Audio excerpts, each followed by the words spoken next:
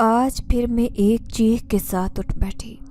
یہ ڈراؤنا خواب مجھے ہر روز تنگ کرتا تھا، اور اب سے نہیں، تب سے جب میں نے ہوش سنبھالا تھا۔ مجھے تو سمجھ ہی نہیں آتی تھی کہ یہ خواب مجھے کیوں آتا ہے۔ اور پھر خواب میں دکھنے والا شہنشاہ جنات، وہ بہت خوفناک اور پرکشش تھا۔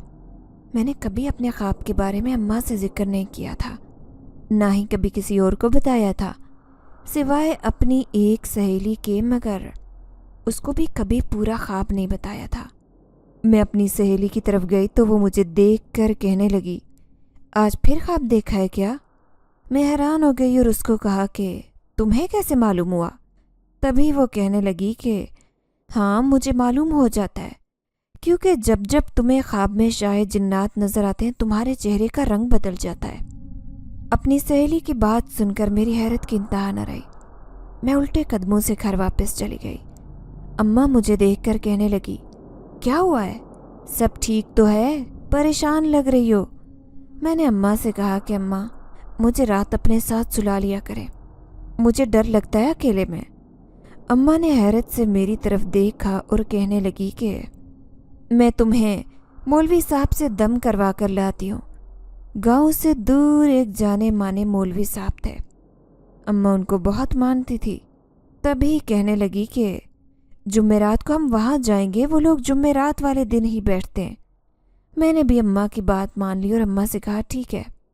اس رات میں سوئی تو شاید جنات پھر میرے خواب میں آ گئے، مگر اب کی مرتبہ کچھ نہ بولے اور بس غصے سے میری طرف دیکھتے رہے۔ اتنی دیر میں میری آنکھ کھل گئی۔ مجھے سمجھ نہیں آ رہی تھی کہ میرے ساتھ کیا ہو رہا ہے۔ صبح ہوتے ہی میری پھپھو نے مجھے اپنے کمرے میں بلایا اور کہنے لگی کہ تمہارے ابا اس قابل نہیں ہے کہ گھر کا خرچہ چلا سکیں، تمہارے چچا ہی گھر کا خرچہ چلاتے ہیں، اس لیے بہتر ہے کہ تم اپنی اماں کو سمجھا لو کہ وہ کم خرچ کیا کرے۔ میں حیرت سے پھپھو کو دیکھ رہی تھی، جبکہ وہ اچھے سے جانتی تھی کہ ابا کا جائیداد میں پورا حصہ ہے، اور جو کمائی ان کی جائیداد سے آتی ہے وہ سب میں بانٹی جاتی ہے، اور ہمارا جو بھی خرچہ ہوتا تھا وہ ابا کے پیسوں سے ہی ہوتا تھا۔ مگر اس وقت پھپھو سے یہ بات چھیڑنے کا مطلب گھر میں لڑائی ڈالنے کے برابر تھا، اور یہ بات نہ میں چاہتی تھی اور نہ ہی میری اماں، اسی لیے میں خاموشی سے وہاں سے اٹھ کر آ گئی۔ اگلے دن جمعرات کا دن تھا۔ اماں صبح سویرے ہی مجھے کہنے لگی، چلو ہم نے مولوی صاحب کے پاس جانا ہے، مگر آج میری طبیعت کچھ ناساز تھی۔ میں نے اماں سے کہا کہ اماں، آج تو جانا نہیں ہو پائے گا۔ اماں کہنے لگی، کیا وجہ ہے؟ تمہاری طبیعت تو ٹھیک ہے۔ میں نے اماں سے کہا کہ جی اماں، طبیعت تو ٹھیک ہے، بس عجیب سی بے چینی ہے، دل نہیں چاہ رہا کہیں بھی جانے کو۔ اماں ایک دم گھبرا گئی اور کہنے لگی کہ کہیں یہ خواب کا اثر ہی تو نہیں ہے، مجھے تمہاری فکر ستائی جا رہی ہے۔ میں اماں کی باتوں کو نظر انداز کر چکی تھی اور سونے کے لیے لیٹ گئی۔ اماں نے مجھے شام کے وقت اٹھایا تو کہنے لگی، جاؤ اپنی خالہ کے گھر کھیر دے آؤ۔ خالہ کا گھر ہمارے گھر سے کچھ ہی دور تھا۔ میں خالہ کو کھیر دینے جا رہی تھی۔ راستے میں قبرستان پڑتا تھا جو بہت بڑا اور بہت پرانا تھا۔ سننے میں آتا تھا کہ گاؤں کے سبھی پرانے لوگوں کو یہیں دفنایا گیا ہے۔ وہ قبرستان اس قدر بھر چکا تھا کہ وہاں پر قبر بنانے کی بھی جگہ موجود نہیں تھی۔ نہ جانے کیوں میں جب جب خالہ کے گھر آتی تو مجھے اس جگہ سے بہت کھنچاؤ سا محسوس ہوتا۔ دل چاہتا تھا کہ میں اس جگہ پر بیٹھ کر قبرستان کو دیکھتی رہوں، اور جلدی سے خالہ کے گھر گئی اور خالہ کو کھیر دے کر واپس آ رہی تھی، جب اچانک سے میری نظر قبرستان میں کھڑی ایک ننھی سی بچی پر پڑی، جس کا چہرہ قبر کی طرف تھا، میری طرف اس کی پیٹھ تھی۔ میں نے اس کے آس پاس دیکھا تو وہاں کوئی نہیں تھا۔ مجھے کافی حیرانی ہوئی۔ مجھے لگا کہ شاید وہ بچی بھٹک گئی ہے۔ اس کی مدد کرنے کی خاطر میں جیسے ہی قبرستان کے اندر گئی اور اس بچی کو آواز دینے لگی کہ بیٹا، تم یہاں پر کیا کر رہی ہو؟ تمہارے گھر والے کہاں پر ہیں؟ تبھی اس نے میری طرف دیکھا اور اس بچی کو دیکھ کر میرے پیروں تلے سے زمین نکل گئی، کیونکہ اس بچی کی آنکھیں سفید رنگ کی تھی۔ وہ میرے پاس آئی۔ مجھے اس لڑکی کو دیکھ کر خوف محسوس ہو رہا تھا۔ میرے رونگٹے کھڑے ہو گئے، کیونکہ وہ لڑکی بہت خوفناک محسوس ہو رہی تھی۔ وہ میرے پاس آئی اور آ کر ایک بھاری آواز میں کہنے لگی، منع کیا تھا نا تمہیں. میرے غصے کی بھی تمہیں سمجھ نہیں آئی. میرے دماغ میں جھماکا سا ہوا. مجھے رات کا خواب یاد آیا. شہنشاہ جنات جو مجھ سے خفا تھے. منع کیا تھا نا تمہیں کہ تم کسی مولوی کے پاس نہیں جاؤ گی. کوئی مجھے تم سے دور نہیں کر سکتا. میں نے کتنا انتظار کیا تمہیں معلوم ہے کیا؟ تمہیں کچھ بھی معلوم نہیں ہے. بچپن سے لے کر اب تک تمہارے جوان ہونے کا انتظار کیا. اب جب تم میرے نصیب میں لکھی گئی ہو تو کوئی بھی تمہیں مجھ سے دور نہیں کر سکتا. سمجھی تم؟ اس بچی نے میرے منہ کو دبوچ رکھا تھا. میں اس کا ہاتھ جھٹکتے ہوئے چیختی چلاتی قبرستان سے باہر نکلی. اپنی ہی دھن میں بھاگتی ہوئی جا رہی تھی. شام کا وقت تھا. ہر طرف سنسان بیابان علاقہ تھا. میں بھاگتے بھاگتے گھر پہنچی تو اماں نے جلدی سے دروازہ کھولا. میری حالت دیکھ کر کہنے لگی, کیا ہوا ہے؟ سب ٹھیک تو ہے؟ میں اماں کے سینے سے لگ گئی. پورا وجود کپ کپا رہا تھا. میرے چہرے سے پسینے کی بوندیں آئی تھی. اماں میری حالت دیکھ کر گھبرا گئی. میں نے اماں سے کہا کہ اماں وہ آ گیا ہے. اماں وہ مجھے نہیں چھوڑے گا. مجھے بچا لو اماں, وہ مجھے اپنے ساتھ لے جائے گا. اماں کہنے لگی, کون آ گیا ہے؟ تمہاری طبیعت تو ٹھیک ہے اور میں نے تمہیں صبح سے تمہاری خالہ کی طرف بھیجا ہے. اب تو رات ہونے کو آئی ہے, تم کہاں تھی صبح سے؟ اماں مجھے تھامے کمرے میں لے گئی اور جلدی سے دروازہ بند کر دیا. اس سے پہلے کہ پھپھو یا چچا میں سے کوئی آ جاتا, اماں نے مجھے جھنجھوڑ کر رکھ دیا اور کہنے لگی, کیا ہوا ہے؟ کچھ بتاؤ بھی. میں نے اماں سے کہا کہ اماں مجھے بہت ڈراؤنے خواب آتے ہیں اور ان میں جو مجھے دکھائی دیتے ہیں وہی اب اصل حقیقت میں دکھائی دے رہے ہیں. اماں اس کا کہنا ہے کہ وہ بچپن سے میرے ساتھ ہے. اماں خدا کے لیے مجھے اس سے بچا لو. مجھے بہت خوف محسوس ہو رہا ہے. وہ کہتا ہے کہ وہ مجھے اپنے ساتھ لے جائے گا. اماں نے مجھے خاموش کروایا اور کہنے لگی کہ آہستہ بولو. تمہاری چچی یا تمہاری پھپھو نے سن لیا تو خواہ پورے خاندان میں بدنام کر دیں گی. میں اپنے حواس میں ہوتی تو کچھ سمجھ پاتی. میں اماں کی بات کو نہیں سمجھ پا رہی تھی. میں نے اماں سے کہا کہ اماں مجھے ڈر لگ رہا ہے. اماں تم میرے ساتھ رہنا. اماں کہنے لگی, میں تمہارے ساتھ ہوں, تم پریشان مت ہو اور چپ چاپ لیٹ جاؤ. مگر مجھے نیند کہاں آنی تھی. مجھے تو ایسے لگ رہا تھا جیسے میں سوئی تو وہ خواب میں ہی مجھے اپنے ساتھ لے جائے گا. میں اماں کا بازو پکڑے لیٹی رہی. اماں کے کئی مرتبہ کہنے کے بعد بھی مجھے نیند نہیں آئی تو اماں کہنے لگی, دل ہی دل میں آیت الکرسی پڑھو, نیند آ جائے گی. میں نے ایسا ہی کیا اور واقعی مجھے کچھ ہی دیر میں نیند آ گئی. میں تیز تیز بھاگ رہی تھی. وہ کچی سڑک تھی, اس کے پاس جنگلات تھے. نہ سر پر چادر تھی نہ پیروں میں جوتا. بس ایک طوفان سا تھا جو میرا پیچھا کر رہا تھا. بھاگتے بھاگتے میں ایک جگہ پر گر گئی. مجھے ٹھوکر لگنے سے گھٹنے پر چوٹ آئی. تبھی میرے سامنے ایک سایہ آیا. اس سائے کو دیکھ کر میرے رونگٹے کھڑے ہو گئے. تبھی اچانک جو میرے گھٹنے پر چوٹ آئی تھی وہ بالکل ٹھیک ہو گئی. میں نے ایک نظر گھٹنے پر دیکھا اور پھر جیسے ہی سامنے دیکھا تو وہاں کوئی موجود نہیں تھا. تبھی ایک جن زیادہ میرے پاس آیا اور میرے پاس آ کر میرے سر پر شاہی تاج پہنا دیا اور کہنے لگا کہ صبح غسل کر لینا. اور اس کے بعد وہ جن اچانک سے غائب ہو گیا. میں آنکھیں پھاڑ کر ادھر ادھر دیکھ رہی تھی. سر پر ہاتھ لگایا تو بہت خوبصورت ایک تاج تھا جس پر ہیرے موتی لگے تھے. ان کی چمک اتنی تھی کہ میں مسلسل ان کو دیکھ نہیں سکتی تھی. اسی لیے میں نے اپنی آنکھیں زور سے بند کر لی اور تبھی میری آنکھ کھل گئی. میں پھر سے خواب دیکھ رہی تھی. اب تو میں سر پکڑ کر بیٹھ گئی. میں نے ادھر ادھر دیکھا مگر اماں وہاں موجود نہیں تھی. اس خواب کا کیا مقصد تھا؟ کیا مطلب تھا اس خواب کا؟ میں کچھ سمجھ نہیں پائی. خواب کے بعد مجھے مسلسل پسینے آ رہے تھے. مجھے سمجھ نہیں آ رہی تھی کہ یہ خواب بار بار مجھے کیوں آتے ہیں. اور یہ خواب تب سے مجھے آنا شروع ہوئے تھے جب سے میں 18 سال کی تھی. میری زندگی تو جیسے عذاب بن گئی. اب تو دل چاہ رہا تھا کہ میں بھی اماں کی بتائی جگہ پر چلی جاؤں تاکہ مجھے معلوم ہو سکے کہ آخر ماجرا کیا ہے, کیوں بار بار مجھے یہ خواب نظر آتے ہیں. وہ رات میں نے کروٹوں میں ہی گزاری.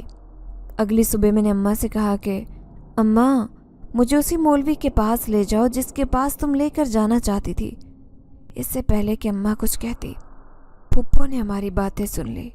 कहाँ जाने की तैयारी है शबनम? तुमने अपनी माँ को मेरा पैगाम नहीं पहुँचाया था क्या? तुम्हारे चचा कल भी गुस्सा हो रहे थे कि तुम्हारी अम्मा बहुत खर्च करने लगी हैं पैसे। अम्मा तो खामोशी से फुप्पो की बात सुनती रही, लेकिन मुझसे बर्दाश्त नहीं हुआ तो मैंने उसे कह दिया कि फुप्पो, हम जो खर्च करते हैं वो हमारी ही कमाई है, आप कोई हमें खुद से पैसे नहीं देती हैं। फुप्पो तो मेरी बात सुनकर हैरान रह गई।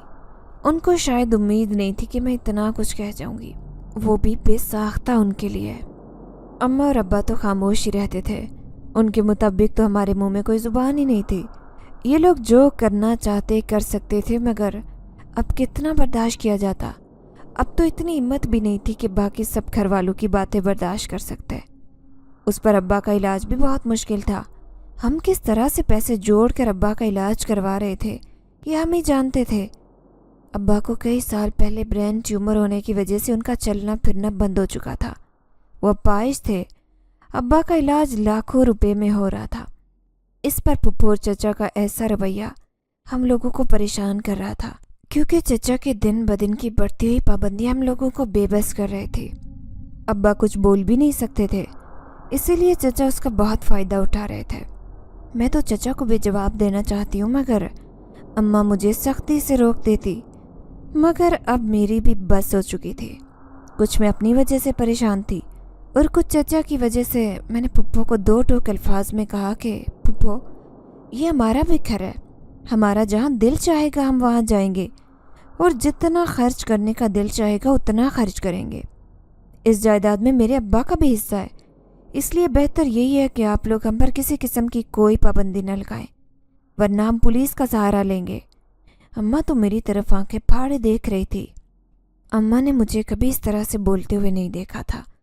अम्मा ने 2 से 3 मरतबा मेरा बाजू थामने की कोशिश की, मगर मैंने अपना बाजू छुड़वाकर गुस्सा फुप्पो पर उतार दिया।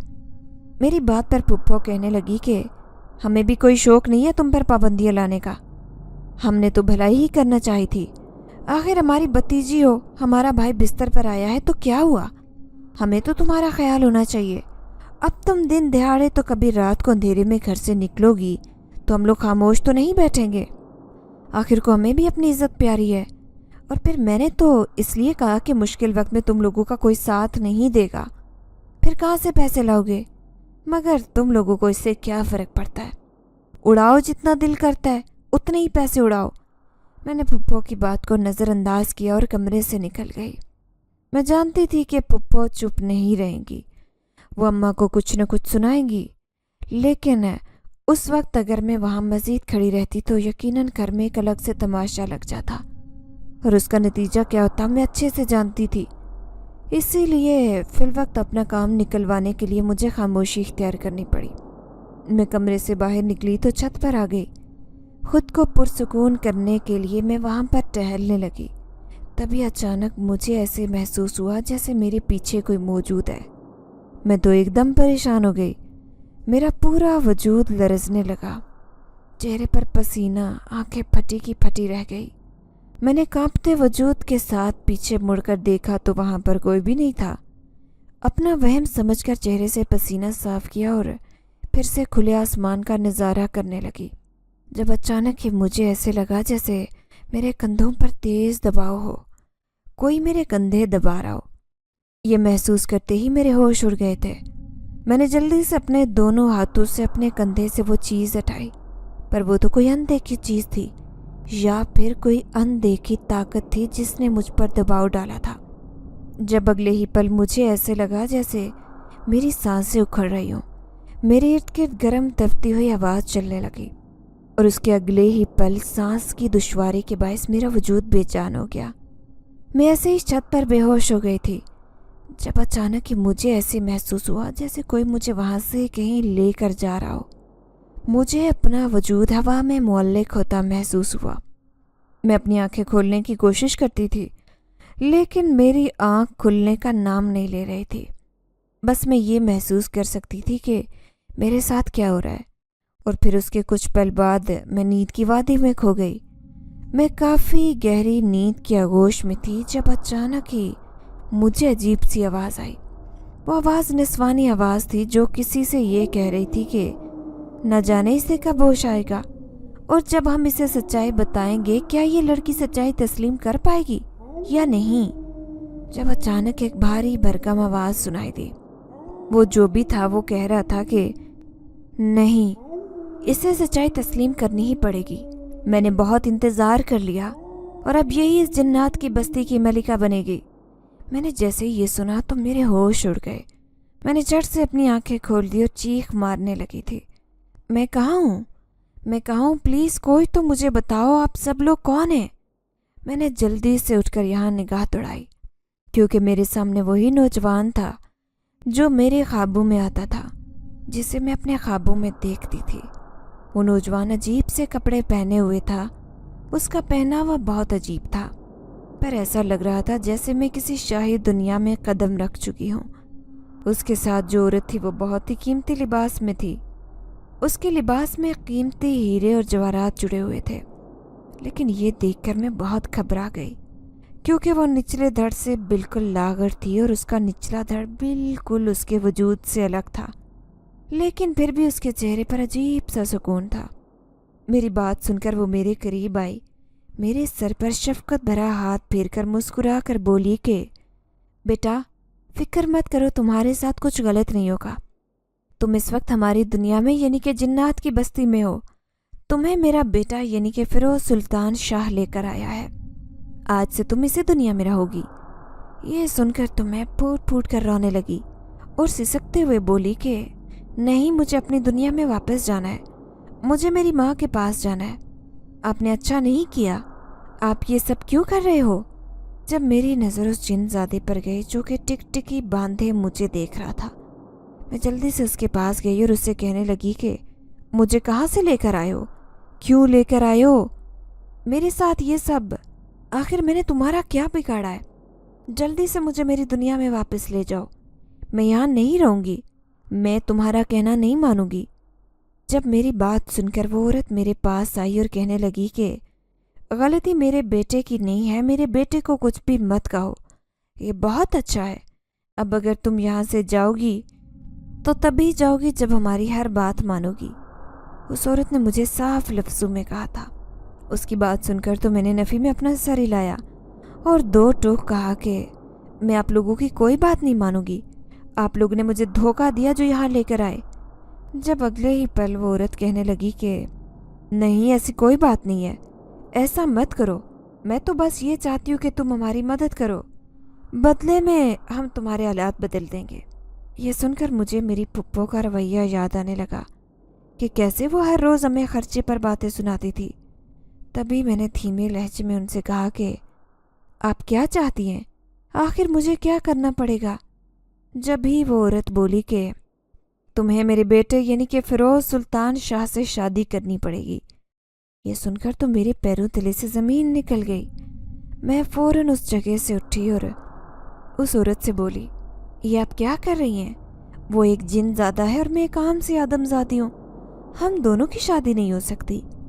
جب وہ عورت کہنے لگی کہ دیکھو، تم اس بستی سے تبھی جاؤ گی جب تم ہماری مدد کرو گی، تمہیں یہاں ہر سکھ ملے گا، تمہارے ابا بھی ٹھیک ہو جائیں گے، تمہارے سارے حالات ٹھیک ہو جائیں گے، لیکن بدلے میں تمہیں بس شہنشاہ سے شادی کرنی ہوگی اور تم اس بستی کی ملکہ بن جاؤ گی۔ یہ سن کر تو مجھے وہ خواب یاد آنے لگا جو مجھے چین کی نیند نہیں سونے دیتا تھا اور جس میں میرے سر پر تاج پہنایا جا رہا ہوتا تھا۔ وہ تاج مجھے فیروز سلطان شاہ پہناتا تھا، پر آخر وہ میری شادی شہنشاہ جنات کے ساتھ کیوں کروانا چاہتی تھی؟ میری اس بات کی سمجھ نہیں لگی تھی۔ تبھی میں نے فوراً سے اس سے پوچھا تو وہ کہنے لگی کہ پہلے شادی کر لو، اس کے بعد میں ساری بات بتا دوں گی۔ میں نے اس عورت سے کہا کہ میری ایک شرط ہے، میں چاہتی ہوں کہ میرے ابا کا مکمل طور پر علاج ہو جائے، میرے ابا بالکل ٹھیک ہو جائیں۔ اگر میری شرط اسی وقت پوری کرو گی تو میں اسی وقت آپ کے بیٹے سے نکاح کر لوں گی۔ مجھے لگتا تھا کہ جیسے یہ دونوں جن ایسا کچھ نہیں کر سکتے، ان میں اتنی طاقت بالکل نہیں ہے، پر اگلے ہی لمحے شہنشاہ جنات وہاں سے بالکل غائب ہو گیا، اور پھر کچھ ہی دیر بعد وہ جیسے ہی واپس آیا تو اس نے اپنے ہاتھ کو جنبش دے کر دیوار پر ایک اسکرین جمائی۔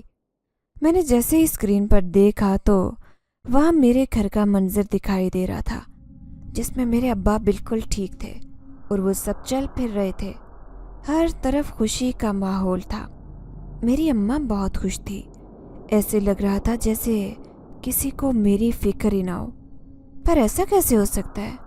میں بہت زیادہ بے چین تھی کہ میں یہاں جنات کی بستی میں قید ہوں اور وہاں میرے اماں ابا کو میری فکر بھی نہیں ہے۔ ابھی میں یہی سوچ رہی تھی جب وہ عورت میرے پاس آئی اور کہنے لگی، فکر مت کرو، تمہاری اماں کو بالکل نہیں پتا کہ تم یہاں ہمارے پاس ہو، کیونکہ ہم نے ایک جن زادی کو تمہارے جیسا بھیس بنوا کر وہاں بھیج دیا ہے۔ اس طرح تمہارے اماں ابا کو بھنک بھی نہیں پڑے گی۔ میں نے جیسے ہی یہ سنا میں بہت گھبرا گئی۔ اب تو مجھے یہ شرط پوری کرنی تھی۔ اس طرح کی شرط کے مطابق میرا نکاح شہنشاہ جنات سے ہو گیا۔ میں نہیں جانتی تھی کہ میرے ساتھ کیا ہوا۔ مجھے کچھ دیر بعد ہیرو اور جواہرات کا بنا ہوا لہنگا پہنایا گیا۔ مجھے بالکل حور کی طرح تیار کیا گیا۔ میں خود کو دیکھ رہی تھی تو مجھے یقین نہیں آ رہا تھا کہ میں اتنی خوبصورت لگوں گی، پر یہ ایک سچائی تھی کہ نکاح ہو گیا تھا۔ میں اس نکاح کو بالکل نہیں مانتی تھی۔ جن کی ماں میرے پاس آئی اور کہنے لگی کہ تم نے میرا بہت ساتھ دیا۔ دراصل بات یہ ہے کہ میں نے اپنے بیٹے کے لیے کافی رشتے تلاش کیے، کافی جن زادیوں سے اس کی شادی کی، پر ان سے میرے بیٹے کو کوئی اولاد ہی نہیں تھی جو کہ اگلی وارث بنتی۔ اسی لیے مجھے بہت زیادہ پریشانی کا سامنا کرنا پڑا۔ تبھی میں اسے ایک عامل کے پاس لے کر گئی۔ اس عامل نے مجھے بتایا کہ تمہارے بیٹے کی قسمت میں کوئی جن زادی نہیں بلکہ ایک آدم زادی لکھی ہے، جو کہ تمہارا بیٹا خود ہی انسانوں کی بستی میں جا کر پسند کرے گا۔ یہ سن کر میں شل ہو گئی تھی۔ مجھے کافی دیر تک تو یقین ہی نہیں آ رہا تھا اور میں نے اس بات کو اتنی اہمیت نہیں دی۔ جب ایک روز میرا بیٹا اس وقت میرے پاس دوڑتے ہوئے آیا اور کہنے لگا، اماں مجھے ایک لڑکی پسند آئی ہے، میں اسی سے شادی کروں گا اور میں باقی ساری جن زادیوں کو چھوڑ دوں گا۔ یہ سن کر تو میں بہت زیادہ گھبرا گئی۔ میں نے اسے سمجھانے کی کوشش کی تھی، بار بار جنات عامل کی باتیں میرے کانوں میں گونج رہی تھی اور ایسا لگ رہا تھا جیسے اب اس کی ساری بات سچ ثابت ہونے والی ہو۔ میں نے اپنے بیٹے سے پوچھا کہ وہ لڑکی کون ہے۔ جب میرا بیٹا مجھے انسانوں کی بستی میں لے کر گیا، میں نے جیسے ہی وہاں ایک چھوٹی سی بچی دیکھی تو سوالیہ نظروں سے اپنے بیٹے کو گھورنے لگی کہ فیروز، یہ کیا مذاق ہے؟ کیا تم نے اتنی چھوٹی سی بچی سے شادی کرنی ہے؟ جب بھی وہ مسکرا کر بولا کہ نہیں، اس کے لیے میں 18 سال انتظار کروں گا۔ جب یہ بڑی ہوگی تو میں اسے اپنے نکاح میں لوں گا اور اسے شادی کروں گا۔ میں اس کے لیے اتنا انتظار تو کر سکتا ہوں۔ یوں فیروز نے جیسے یہ بات کہی تو میں تو حیرت زدہ ہو گئی۔ مجھے یقین نہیں آ رہا تھا کہ فیروز اس طرح کسی سے محبت کر سکتا ہے۔ مجھے اب پکا یقین ہو گیا کہ میرا بیٹا کسی آدم زادی سے ہی نکاح کرنا چاہتا ہے، تو یقیناً پھر اس کی اولاد بھی ہوگی۔ میں بھی اس کے حق میں ہو گئی۔ میں نے فیصلہ کیا تھا کہ میں اس کی شادی کروا لوں گی۔ میں نے اس سے وعدہ کیا۔ یوں وہ دن گننے لگا۔ وہ ہمیشہ تم پر نظر رکھتا ہے، اسی لیے جیسے ہی تم 18 کی ہوئی اس نے فیصلہ کر لیا تھا کہ وہ تمہیں ہماری دنیا میں لائے گا، اور تم اب ہماری دنیا میں آ گئی ہو۔ میں بالکل نہیں چاہتی کہ میں اپنی زبان سے ہٹ جاؤں، کیونکہ میں نے اپنے بیٹے سے وعدہ کیا تھا۔ میرا بیٹا بھی اب یہ چاہتا کہ اس کی بھی اولاد ہو۔ اگر تم ایسا کرو گی تو ہم تمہیں دولت سے مالا مال کر دیں گے، تمہارے حالات بالکل بدل جائیں گے۔ میں یہ جھوٹ نہیں بول رہی بلکہ سچ کہہ رہی ہوں۔ تم نے اپنے باپ کی حالت تو دیکھی ہوگی، جس کو ہم نے اپنی طاقت سے ٹھیک کیا ہے۔ اس نے مجھے یہ سب کچھ بتایا۔ یہ سن کر تو میرے چھکے چھوٹ گئے۔ مجھے یقین نہیں آ رہا تھا کہ میں اپنے کانوں سے کیا کیا سن رہی ہوں۔ کچھ ہی دیر بعد میں دلہن کے لباس میں بیٹھی تھی۔ وہ عورت تو وہاں سے چلی گئی۔ کچھ دیر بعد دروازہ بجا تھا۔ میں نے جیسے ہی سامنے دیکھا تو شہنشاہ جنات آ رہے تھے۔ اس کے ہاتھ میں ایک تھال تھا جس میں ایک مخمل کا کپڑا بچھا تھا۔ میرے پاس آئے اور فوراً اس مخمل کے کپڑے کو ہٹایا تو اس کے نیچے سے ایک تاج چمک رہا تھا۔ یہ تاج دیکھ کر تو میری روح فنا ہو گئی تھی۔ शहंशाह ने वो ताज वहाँ से उठाया और मेरे सर पर रखा। फिर आगे बढ़कर मेरे माथे पर बोसा दिया और बोले कि देखो, मैंने तुम्हें कहा था ना कि तुम्हें हासिल करके ही रहना है। अब देखो, आज तो तुम्हें यकीन हो गया। मुझे ऐसे लग रहा था जैसे मैं कोई ख्वाब देख रही हूँ। ऐसा लग रहा था जैसे उन चीज़ों का हकीकत से कोई लेना देना ही ना हो। ये बात सच भी थी, क्योंकि हकीकत में ये सब कुछ बर्दाश्त करती मैं ऐसा कभी न होता। मैंने फ़ौरन ही उनसे कहा कि देखें, निकाह तो कर लिया, सिर्फ इस वजह से क्योंकि मैंने शर्त रखी थी कि अगर मेरे बाप को आप लोगों ने ठीक किया तो मैं आपसे निकाह करूँगी। इससे आगे मुझसे कोई उम्मीद नहीं रखें। आपकी माँ ने मुझसे जो कहा मैंने सुना, पर यह मुश्किल है, मैं नहीं कर सकती। मैंने फ़ौरन इनकार कर दिया। जब शहंशाह जिन्नात ने कहा कि देखो, आपको सिर्फ एक ख़ास पानी अपने ऊपर बहाना है, अगर वो अमल कर लिया तो फिर मैं आपको यहाँ से वापस आपकी बस्ती ले जाऊँगा। ये सुनकर तो मैं फटी की फटी नज़रों से उसे घूरने लगी, जब अचानक ही उन्होंने मेरे सामने एक शीशे की बोतल रखी जिसमें सुनहरे रंग का चमकता हुआ पानी था। वो पानी था या कोई चमकती हुई चीज़, मैं अंदाज़ा नहीं लगा सकी। जिनजादे ने वो पानी मुझे दिया और यूं मैंने उस सारे पानी को अपने ऊपर बहा दिया। उसके बाद मैं बिल्कुल सुन्न सी हो गई। मुझे गहरी नींद का गलबा तारी हुआ। कुछ देर बाद आँख खुली तो मैं बिल्कुल ठीक हो गई थी। अगले ही पल शहंशाह जिन्नात ने सबसे इजाज़त ली और मुझे वापस मेरी दुनिया में ले आए। मैंने देखा तो मैं उसी छत पर मौजूद थी जहाँ से मैं गायब हुई थी। मैंने अब अपने ऊपर नज़र दौड़ाई तो मैं पहले वाली हालत में थी, जिस तरह मैं अपनी बस्ती में रहती थी। मैं भागकर जैसे ही नीचे गई तो अम्मा मुझ पर चिल्लाने लगी कि तुम्हें कितनी दफ़ा कहा है कि छत पर ना जाया करो, तुम क्यों छत पर गई थी? कब से मैं तुम्हारा इंतज़ार कर रही हूँ, मगरिब के वक्त क्यों छत पर जाती हो? और हाँ, मैंने फ़ैसला किया है कि तुम्हें अब मौलवी साहब के पास लेकर ही जाऊंगी, ताकि वही बताएंगे कि तुम्हारे साथ असल में चक्कर क्या है। ये सुनकर तो मैं बौखला गई। मैंने जल्दी से अम्मा को इनकार किया कि नहीं अम्मा, मैं बिल्कुल ठीक हूँ। मुझे यह खदशा था कि कहीं अम्मा को न पता चल जाए कि मेरे साथ क्या हुआ है। पर जब मैंने उस पानी को अपने ऊपर बहाया था तब मुझे ऐसे लग रहा था जैसे गुनूद की तारी हो गई हो। मेरा सर काफ़ी भारी हो गया था। एक रोज़ अचानक ही खाने की मेज़ पर खाना देखकर मुझे अबकाई से आने लगी। मैं फ़ौरन भागकर वॉशरूम गई। मेरे साथ पहली दफ़ा ऐसा हुआ था, किसी ने भी मेरी तरफ तवज्जो नहीं दी।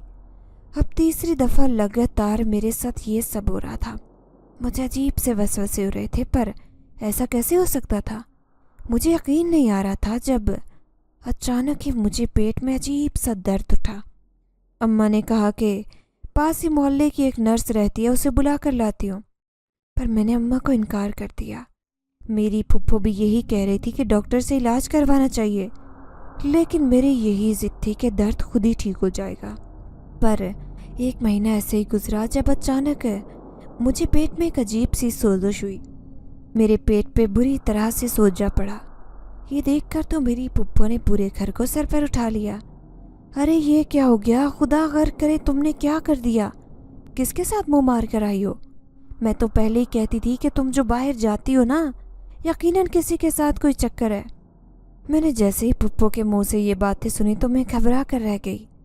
मुझे शहंशाह जिन्नात याद आ रहा था, जो मुझे मेरी दुनिया में तो छोड़ गया था, पर जो मेरे साथ हुआ था वो न जाने किसकी तरफ इशारा कर रहा था। मैं नहीं जानती थी। मैं तो ये सोचना भी नहीं चाहती थी कि कहीं मैं शहंशाह जिन्नात को वारिस देने वाली हूँ। पर शहंशाह ने तो मुझसे शादी भी इसीलिए की थी। 2 महीने और गुजरे। 2 महीने के बाद मुझे बिल्कुल सोजा पड़ चुका था। मेरी अम्मा बहुत परेशान हुई। पुप्पो ने तो मुझे बदनाम करके रख दिया। पूरे मोहल्ले में मेरी बदनामी हुई। जब एक रोज़ मेरे अम्मा अब्बा किसी की शादी पर चले गए तो मेरी पुप्पो को मौका मिल गया। पुप्पो ने मुझे घसीट कर घर से निकालना शुरू कर दिया कि तुम जैसी ख़राब लड़की को मैं अपने घर में नहीं रख सकती। काफ़ी लोग बातें बना रहे हैं, तुम्हारे बारे में पूछते हैं तो मेरे पास कोई जवाब नहीं होता। मैं कितने लोगों के मुंह बंद करूं? चलो निकल जाओ मेरे घर से। ये कहकर पुप्पो ने मुझे घर से निकाल दिया। पर इससे पहले कि मैं मुंह के बल गली में जा गिरती, अचानक किसी ने मुझे थामा। मैंने जैसे ही देखा तो वो कोई काफ़ी खूबसूरत सा नौजवान था जो मुझे चमकती निगाहों से देख रहा था। पप्पो ने जैसे ही उस नौजवान को देखा तो उनके चेहरे का रंग उड़ गया। वो नौजवान से पूछने लगी कि तुम कौन और यहाँ क्यों आए हो? लगता है कि तुम ही ने कुछ किया है। यही तुम्हारा आशिक है ना? वो मुझसे मुखातिब थी। जब मैंने नफ़ी में सर हिलाया कि आप कैसी बातें कर रही हैं, ऐसा कुछ नहीं है, मैं नहीं जानती कि ऐसा क्यों है।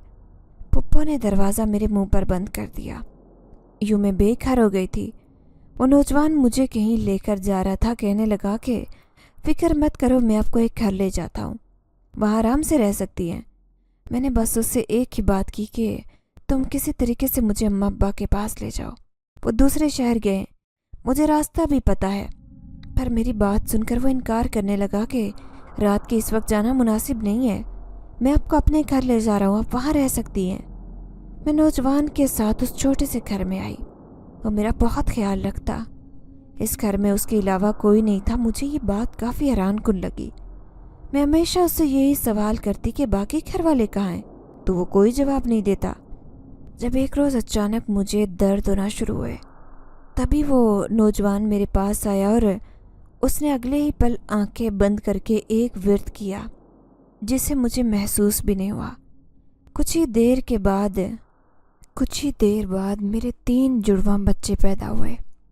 उसने ऐसे मेरे पेट पर हाथ रखा और कुछ पढ़कर फूंका। कुछ देर बाद वो 3 बच्चे बिलख कर रो रहे थे, जबकि वो जो असल में शहंशाह था उस नौजवान के रूप में मेरी मदद कर रहा था। अपने बच्चों को देखकर खुशी से चहकने लगा, बारी बारी उन्हें उठाकर बहुत प्यार दे रहा था। फिर मुझसे कहने लगा कि तुम्हारा ये एहसान ज़िंदगी भर नहीं भुला सकता, तुमने मेरी बहुत मदद की, तुमने मुझे वारिस दिए। मुझे देखकर बहुत खुश था, जबकि मुझे वो सब याद था कि जो कि उसकी वजह से मेरे घर वालों ने मेरे साथ किया था। मेरी पुप्पो ने मुझे कहीं का नहीं छोड़ा, उसका ज़िम्मेदार सिर्फ़ और सिर्फ ये शहंशाह था। मैं तड़प कर उठ गई और उसे चीख चीख कर बोली कि तुमने मेरे साथ अच्छा नहीं किया। मुझे लगा था कि तुम मुझे छोड़ दोगी और मैं बिल्कुल पहले जैसी ज़िंदगी गुजारूंगी, पर तुम्हारी वजह से मेरी ज़िंदगी जहन्नुम बन जाएगी। अब तुम्हें मेरा एक काम करना होगा, मेरे साथ आकर सबको सच्चाई बता दो ताकि किसी को मुझ पर शक न हो, वरना मेरी पुप्पी ने सबके सामने मुझे बदनाम कर दिया है। कौन मेरा हाथ थामेगा, कौन मुझसे शादी करेगा? सबको यही लगता है कि मैं कोई बुरी लड़की हूँ, यह सिर्फ तुम्हारी वजह से हो रहा है। मैं चीख कर बोलने लगी, लेकिन उसे मेरी किसी बात का कोई फ़र्क नहीं पड़ा। जब भी वो कहने लगा कि देखो, अपनी पुप्पो की फ़िक्र की ज़रूरत नहीं है, मैं तुम्हें कहीं लेकर चलता हूँ। उसकी बात पर मैंने फ़ौरन इनकार कर दिया कि मैं तुम्हारे साथ कहीं नहीं जा रही, मैं अपनी दुनिया में रहना चाहती हूँ। जब भी वो बोला कि मैं तुम्हें तुम्हारी दुनिया में ही रहकर कहीं लेकर जा रहा हूँ, अगर तुम मेरे साथ चलोगी तो फ़ायदे में रहोगी। उसने जल्दी से मेरा बाजू थामा और उन बच्चों को भी अपने साथ लेकर वो मेरे साथ हो लिया। मेरा वजूद हवा में मुअल्लिक था। रात का आखिरी पहर था, न जाने वो मुझे कहाँ लेकर जा रहा था। कुछ ही देर बाद एक छोटा सा मकान आया। मैं जैसे ही अंदर गई तो ये देखकर मेरे उसान खता हो गए, क्योंकि अंदर मेरे अम्मा अब्बा भी मौजूद थे जो काफ़ी बेसब्री से यहाँ वहाँ टहल रहे थे। अम्मा ने मुझे आते देखा तो फ़ौरन गले लगाकर फूट फूट कर रोने लगी। अब्बा का भी यही हाल था। औरत अम्मा अब्बा की शुक्रगुजार थी। न जाने उस औरत का मेरे अम्मा अब्बा से क्या वास्ता था, मुझे नहीं पता था। पर कुछ देर बाद जिनजादे ने मेरे अब्बा को एक बहुत बड़ा बैग दिया। मैंने जैसे ही वो बैग खोलकर देखा तो मेरी आंखें फटी की फटी रह गई, क्योंकि उसमें पैसे थे। जिनजाद ने मेरे अब्बा को कहा कि ये तो मेरे नज़दीक कुछ भी नहीं है, आपको जब भी मेरी मदद की ज़रूरत पड़े तो आप मुझे बुला सकते हैं। मैंने आपकी टिकट्स करवा ली हैं, आप आयरलैंड जा सकते हैं। ये सुनकर तो मेरे होश उड़ गए कि आखिर कैसे हो सकता है।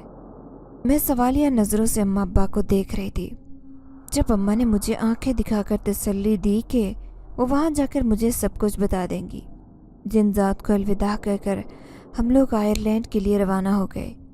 अम्मा ने मुझे जहाज़ में बताया कि जब तुम्हारी हालत ख़राब हुई तो मैंने फ़ैसला किया कि मैं खुद ही मौलवी के पास जाऊंगी और मौलवी से तफसील पूछूंगी کہ آخر میری بیٹی کے ساتھ یہ سب کیا ہو رہا ہے۔ اسی وجہ سے اس روز میں نے فوراً مولوی کے پاس جانے کا فیصلہ کیا۔ جیسے ہی وہاں گئی، ساری سچائی بتائی تو مولوی صاحب نے مجھے جو کہا وہ سن کر میرے رونگٹے کھڑے ہو گئے۔ مولوی صاحب نے بتایا کہ تمہاری بیٹی پر کسی جنات کا سایہ ہے۔ وہ تبھی سے تمہاری بیٹی پر عاشق ہے جب تمہاری بیٹی 1 سال کی بھی نہیں ہوئی تھی۔ وہ تمہاری بیٹی پر ہر وقت نظر رکھتا تھا، ہر سال تمہاری بیٹی کو تحفے بھی دیتا۔ پھر مجھے یاد آیا کہ جب بھی میری سالگرہ ہوتی تو تمہارے گلے میں ایک چھوٹی سی چین ہوتی۔ مجھے لگتا تھا جیسے وہ کسی محلے کی لڑکی نے تمہیں تحفے میں دی ہوگی، کیونکہ لڑکیاں کافی تحفے لے کر آتی تھی، اسی لیے میں نظر انداز کرتی۔ مجھے نہیں پتا تھا کہ وہ چین اتنی قیمتی ہوگی کہ کسی جن ذات نے پہنائی ہوگی۔ 18 سال تک تمہارے ساتھ یہی چلتا رہا۔ میں نے جیسے ہی مولوی صاحب کی مزید باتیں سنی تو وہ کہنے لگے کہ جیسے ہی یہ 18 سال کی ہوئی تبھی اس جن زادے نے فیصلہ کیا ملنے کا کہ وہ اس سے نکاح کرے۔ جن زادے کو بھی وارث چاہیے، اور جب تک وہ کسی آدم زادی سے نکاح کرے ایسا تبھی ہو سکتا تھا، لیکن اس کی ماں اسے یہی کہتی کہ ایسا نہیں ہو سکتا۔ پھر اس روز جن زادہ اس دنیا کی سیر کو آیا۔ یہاں اسے چھوٹی بچی دکھائی دی۔ وہ یہ بالکل نہیں چاہتا تھا کہ وہ کسی اور کی امانت پر نظر جمائے، جو کہ پہلے کسی کی منگیتر ہو یا پھر کسی کے ساتھ اس کا رشتہ جڑا ہو۔ وہ بس یہ چاہتا تھا کہ جو لڑکی اسے پہلی نظر میں پسند آئی اس پر کسی نے بھی ایسی نظر نہ ڈالی ہو۔ تبھی اس نے ایسی لڑکی پسند کی جو کہ 1 سال کی بھی نہیں تھی، کیونکہ وہ جانتا تھا کہ اس لڑکی پر کسی نے ایسی نظر نہیں ڈالی ہوگی اور نہ ہی اس نیت سے دیکھا ہوگا۔ یوں اس نے اپنی والدہ کو ساری بات بتا دی۔ تبھی جن زادے نے فوراً ہی تمہیں چھت سے اٹھا کر اپنی بستی لے جانے کا فیصلہ کیا اور نکاح کیا۔ جن زادے کو جنات کی امام نے جڑی بوٹیوں والا پانی دیا تھا، جس کو بہانے سے تمہارا سارا وجود سن ہو گیا۔ اسی طرح سے جیسے جنات نے تمہیں تمہاری بستی میں چھوڑا تھا تو تم کچھ بھی نہیں جانتی تھی، کیونکہ تمہیں تو یہی لگتا تھا کہ اس جن زادے کے ساتھ تمہارا ایسا کوئی تعلق نہیں تھا، پر تم غلط تھی، کیونکہ نکاح کے بعد ہی پانی میں ایک خاص ملاوٹ تھی جو کہ تمہارے لیے تیار کیا گیا تھا۔ اس میں کوئی نیند کی دوا تھی جس سے تمہیں بے ہوش کر دیا گیا۔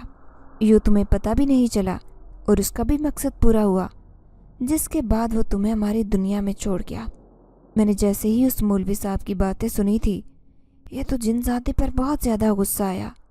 میں نے مولوی صاحب سے کہا کہ مجھے ایسا طریقہ بتائیں جس سے میں اس کے پاس جاؤں، اس سے مل سکوں، اس سے بتاؤں کہ میری بیٹی کو اس نے کتنی مشکل میں ڈالا ہے۔ تبھی تو مولوی صاحب نے مجھے وہ راستہ بتا دیا جس سے میں اس کے پاس جا سکتی تھی۔ اسی طرح اس روز ہم نے تمہاری پھپھو کو دکھانے کے لیے شادی پر جانے کا بہانہ بنایا، جبکہ ہم تو اس جن زاد سے ملنے جا رہے تھے۔ یوں کچھ دیر بعد جن زادے کے ٹھکانے پر چلے گئے۔ وہاں جا کر میں نے وہی ورد کیا جو مجھے مولوی صاحب نے بتایا۔ میں نے اسے ہماری ساری حالت بتائی کہ تمہارے ساتھ کیا کچھ ہو رہا ہے، تمہیں وہی بچا سکتا ہے۔ اس نے فوراً فیصلہ کیا کہ تمہیں بچا کر رہے گا۔ اس طرح اس نے آ کر تمہیں وہاں سے بچایا۔ وہ نہیں چاہتا تھا کہ تمہیں سچائی پتہ چلے، پر کچھ ہی مہینے بعد اس نے تمہیں ساری سچائی بتا دی۔ لیکن دوسری طرف جب میں نے ان کی ماں کو دیکھا تو مجھے یاد آیا کہ یہ تو وہی عورت ہے جس کو کسی نے ایک چکی کے اندر ڈالا تھا۔ وہ چکی چل رہی تھی، جس کی وجہ سے اس کا نچلا دھڑ بالکل الگ ہو گیا تھا۔ میں نے پھر بھی اس کی جان بچائی تھی، ورنہ یہ عورت اسی وقت دم توڑ دیتی۔ مجھے نہیں پتا تھا کہ وہ عورت کے روپ میں جن زادی ہے۔ یہ یاد آتے ہی وہ جن زادی گلے لگ گئی اور یوں میں نے اس سے التجا کی کہ ہمارے حال پر رحم کرے، ہمیں بس اس شہر سے نکال دے، کیونکہ آپ کے بیٹے کی وجہ سے میری بیٹی نے بہت تکلیف اٹھائی، بہت بدنامی ہوئی۔ ہم یہاں سر اٹھا کر بالکل نہیں جی سکتے۔ میری بیٹی نے آپ کی بہت مدد کی اور آپ کو وارث سے نوازا۔ اب بدلے میں ہم پر احسان کریں، مجھے وہاں بھیج دے جہاں ہمارے ساتھ کوئی نہ ہو اور ہمیں بھی کوئی نہ پہچانے۔ یوں جن زادی نے ہماری بات مان لی۔ اس طرح اس نے ہمیں آئرلینڈ بھیجنے کا فیصلہ کر لیا، کیونکہ آئرلینڈ میں اس کا بہت بڑا گھر ہے اور ضرورت کی ہر چیز موجود ہے جہاں ہم آرام سے رہ سکتے ہیں۔ میں نے جیسے ہی اماں کی باتیں سنی تو ایک دم ساکت ہو گئی۔ مجھے یقین نہیں آ رہا تھا کہ جو میں سن رہی ہوں وہ سچ ہے۔ اماں ابا نے مجھے گلے سے لگایا اور پھر شکر کرنے لگے کہ انہوں نے مجھے کوئی نقصان نہیں پہنچایا۔ وہ مخلوق جیسی بھی تھی میرے ساتھ بالکل ٹھیک تھی۔ میں اماں سے کہنے لگی کہ اماں، میرے ساتھ جو ہوا وہ نہیں ہونا چاہیے تھا۔ مجھے یقین نہیں آ رہا کہ میں کسی کی ماں ہوں اور جن ذاتے نے جس مقصد کے لیے مجھ سے شادی کی تھی وہ مقصد بھی پورا کر لیا۔ مجھے اندازہ بھی نہیں ہوا۔ اماں کہنے لگی کہ ساری باتیں بھلا دو، تم سے اسی وجہ سے شادی کی تھی، اور تم جانتی ہو کہ ہمارے ہاں اس سب کو نہیں مانا جاتا۔ ہم لوگ جیسے ہی آئرلینڈ پہنچے تو آئرلینڈ کی خوبصورتی دیکھ کر تو میں مبہوت ہو گئی۔ اس وقت برف باری ہو رہی تھی اور سامنے ایک ولا نما گھر تھا، وہاں ہر چیز چمک رہی تھی، ایسا لگ رہا تھا جیسے سب کچھ نیا ہو، وہاں پر کسی چیز کی کمی نہیں تھی۔ یہ اندازہ لگانا آسان تھا کہ وہ گھر پہلے کسی اور مخلوق کا تھا اور اب ہم آ کر اس میں رہنے لگے تھے۔ میں نے اپنی پڑھائی شروع کر دی، میں نے اس شہنشاہ کو بالکل بھلا دیا تھا اور ان بچوں کو بھی ذہن سے نکال دیا تھا۔ اپنی زندگی میں اس قدر آگے بڑھ گئی کہ 4 سال کیسے گزرے مجھے پتہ ہی نہیں چلا۔ یوں 4 سال بعد میرا رشتہ بہت اچھی جگہ سے آیا، اماں ابا نے میرا رشتہ پکا کر دیا، یوں میری شادی ہو گئی۔ پر شادی والی رات مجھے ایک بہت بڑا تحفہ ملا۔ وہ تحفہ کس نے بھیجا تھا یہ کوئی نہیں جانتا تھا، پر اس تحفے کو دیکھ کر میرے ہوش اڑ گئے، کیونکہ یہ تو وہی تاج تھا جو مجھے شہنشاہ جنات نے خود پہنایا تھا۔ میرے شوہر نے تاج دیکھا تو حیرانی سے کہنے لگے، یہ تاج کون بھیج سکتا ہے؟